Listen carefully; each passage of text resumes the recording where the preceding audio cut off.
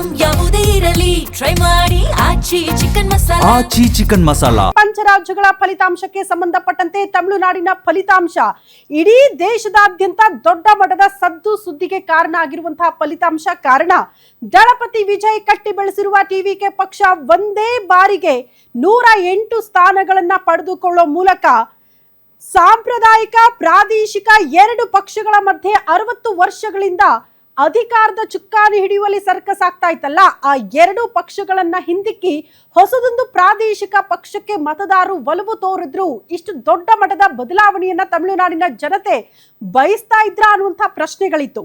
Anyway ಫಲಿತಾಂಶ ಹೊರಬಿದ್ದಾಗಿದೆ. ಈಗ ವಿಜಯ್ ಅವರ ಮುಂದೆ ಇರುವಂತಹ ಆಯ್ಕೆಗಳು ಪ್ರಮುಖವಾಗಿ ಪ್ರಮಾಣ ವಚನ ಸ್ವೀಕಾರ ಕಾರ್ಯಕ್ರಮ ಯಾವಾಗ ಅನ್ನುವಂಥ ಪ್ರಶ್ನೆಗೆ ಆಲ್ಮೋಸ್ಟ್ ಮುಹೂರ್ತ ಫಿಕ್ಸ್ ಆಗಿದೆ ಅನ್ನೋದ್ರ ಬಗ್ಗೆ ಡೀಟೇಲ್ ಸಿಗ್ತಾ ಇದೆ. ನಾಳೆನೆ ತಮಿಳುನಾಡಿನ ನೂತನ ಮುಖ್ಯಮಂತ್ರಿಯಾಗಿ ಪದಗ್ರಹಣ ಸ್ವೀಕಾರ ಸಮಾರಂಭ ತಮಿಳುನಾಡಿನಲ್ಲಿ ಆಗುತ್ತಾ?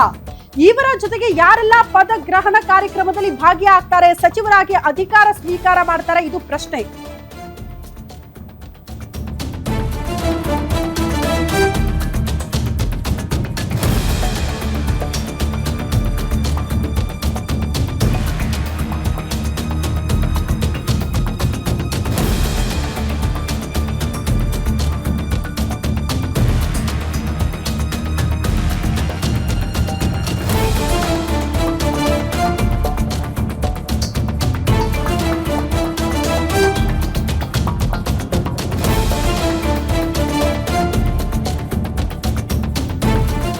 ತಮಿಳುನಾಡಿನಲ್ಲಿ ದಳಪತಿ ವಿಜಯ್ ಯುಗಾರಂಭ.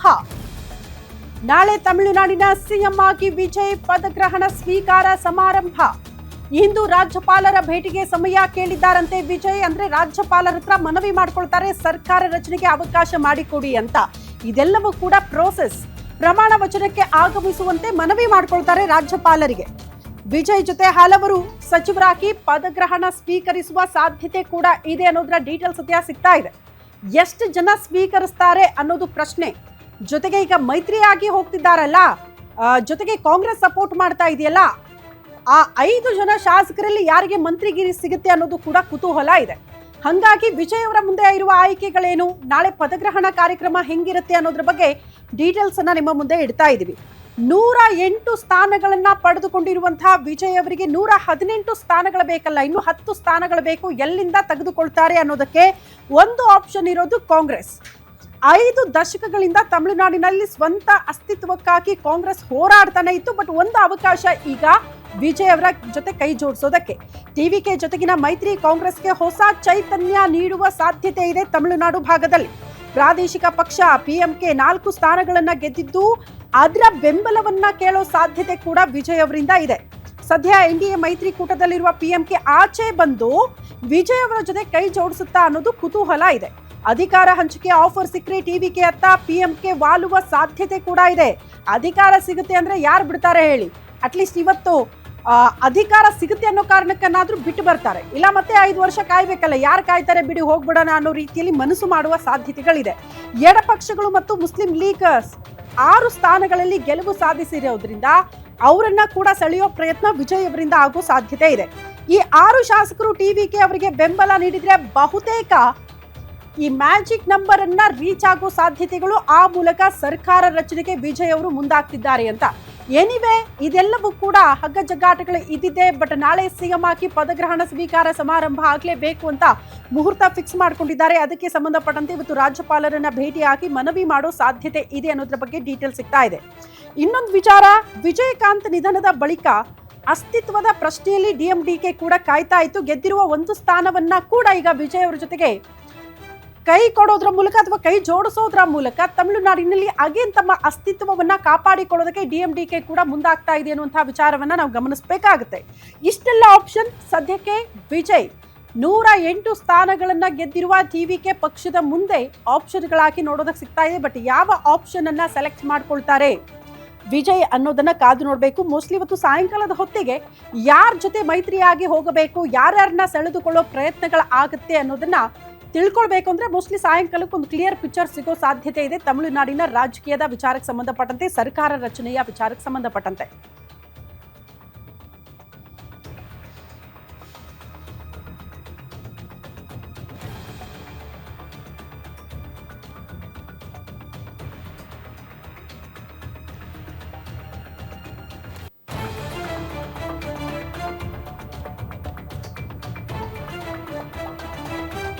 ನೋಡ್ತಾ ಇದ್ದೀನಿ.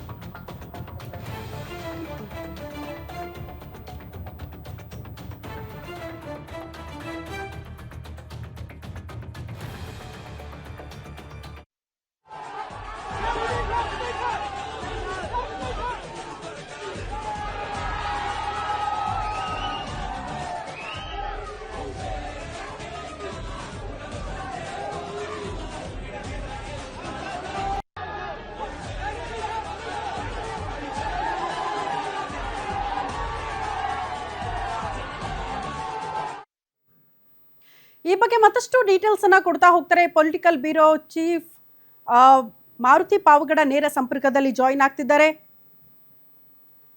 ಮಾರುತಿ, ಸದ್ಯಕ್ಕೆ ತಮಿಳುನಾಡಿನ ರಾಜಕೀಯ ಅತಿ ದೊಡ್ಡ ಕುತೂಹಲಕ್ಕೆ ಕಾರಣ ಆಗ್ತಾ ಇದೆ. ವಿಜಯ್ ಅವರ ಟಿವಿಕೆ ಪಕ್ಷ 108 ಸ್ಥಾನಗಳನ್ನ ಪಡೆದುಕೊಂಡ್ರು ಕೂಡ 118 ಮ್ಯಾಜಿಕ್ ನಂಬರ್ ಅನ್ನ ರೀಚ್ ಆಗೋದಕ್ಕೆ ಅಗೇನ್ 10 ಸ್ಥಾನಗಳು ಇನ್ನೂ ಕೂಡ ಬಾಕಿ ಉಳ್ಕೊಂಡಿದೆ.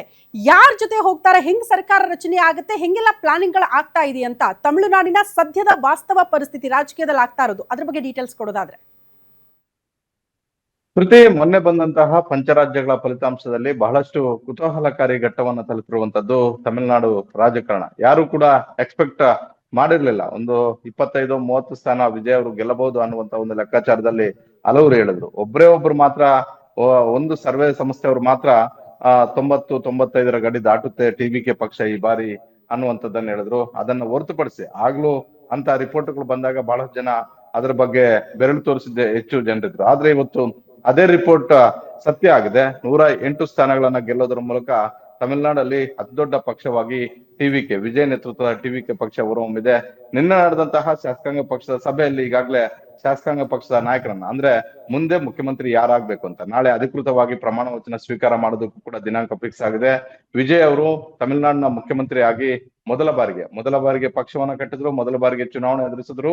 ಈಗ ಮೊದಲ ಬಾರಿಗೆ ಮುಖ್ಯಮಂತ್ರಿ ಆಗ್ತಾ ಇದ್ದಾರೆ. ಡಿಎಂಕೆ ಮತ್ತೆ ಎಐಡಿಎಂಕೆ ಜೊತೆ ಯಾವುದೇ ಕಾರಣಕ್ಕೂ ಕೂಡ ಹೊಂದಾಣಿಕೆ ಮಾಡ್ಕೊಂಡು ಹೋಗ್ಬಾರ್ದು ಅನ್ನುವಂತ ಒಂದು ನಿರ್ಧಾರವನ್ನ ವಿಜಯ್ ಅವರ ಪಕ್ಷ ಮಾಡಿದೆ. ನಿನ್ನೆ ನಡೆದಂತಹ ಶಾಸಕಾಂಗ ಪಕ್ಷದ ಸಭೆ ಆದ ಬಳಿಕವೂ ಕೂಡ ಅವರ ಪ್ರಧಾನ ಕಾರ್ಯದರ್ಶಿ ಅವರು ಮಾಧ್ಯಮಗಳ ಮುಂದೆ ಬಂದು ಇದೇ ಸ್ಪಷ್ಟನೆ ಕೊಟ್ಟರು.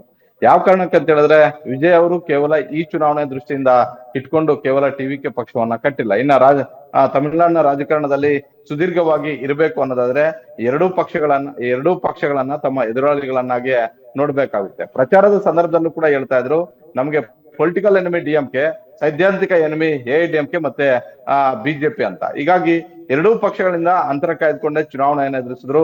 ಈಗ ನಿನ್ನೆ ಆದಂತಹ ಅಧಿಕೃತ ಮಾತುಗಳು ಹಾಗೂ ದೆಹಲಿಯಿಂದ ಬಂದಂತಹ ಮಾಹಿತಿಯ ಪ್ರಕಾರ ಎಐಸಿಸಿ ಪ್ರಧಾನ ಕಾರ್ಯದರ್ಶಿ ಅವರಾಗಿರುವಂತಹ ವೇಣುಗೋಪಾಲ್ ಅವರು ಟಿವಿಕೆ ಪಕ್ಷಕ್ಕೆ ನಾವು ಸಂಪೂರ್ಣವಾದಂತಹ ಒಂದು ಬಹುಮತವನ್ನ ಕಾಂಗ್ರೆಸ್ ಪಕ್ಷ ಕೊಡುತ್ತೆ ಅನ್ನುವಂಥದ್ದನ್ನ ಹೇಳಿದ್ದಾರೆ. ನಿನ್ನೆ ಎಐಸಿಸಿ ಸಭೆ ಆದ ಬಳಿಕ, ಎಐಸಿಸಿ ಕಚೇರಿಯಲ್ಲಿ ನಡೆದಂತಹ ಸಭೆ ಆದ ಬಳಿಕ. ಓಕೆ ಮಾರುತಿ, ಧನ್ಯವಾದಗಳು ತಮ್ಮೆಲ್ಲ ಮಾಹಿತಿಗೆ.